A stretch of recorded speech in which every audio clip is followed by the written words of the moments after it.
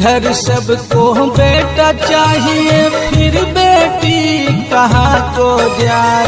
बेटी के बिना घर घर में बोलो बहुएं कहाँ से आए। घर घर सबको बेटा चाहिए, फिर बेटी कहाँ को जाए। बेटी के बिना घर घर में बोलो बहुएं कहाँ से आए।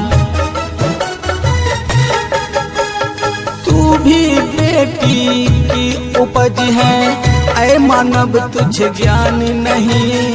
दुनिया वालों मुझे बताओ, बेटी क्या संतान नहीं। दुनिया वालों मुझे बताओ, बेटी क्या संतान नहीं।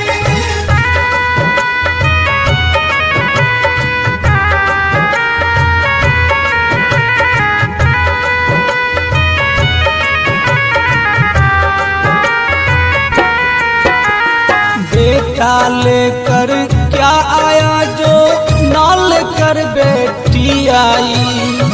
बेटा को सब अपना माने, बेटी को क्यों पराई। क्या लेकर बेटा आया जो ना लेकर बेटी आई। बेटा को सब अपना माने, बेटी को क्यों पराई। रक्षा बंधन भाई बहन का पर्व है, तुझको ध्यान नहीं। ऐ मानव तुम मुझे बताओ, बेटी क्या संतान नहीं। दुनिया वालों मुझे बताओ, बेटी क्या संतान नहीं।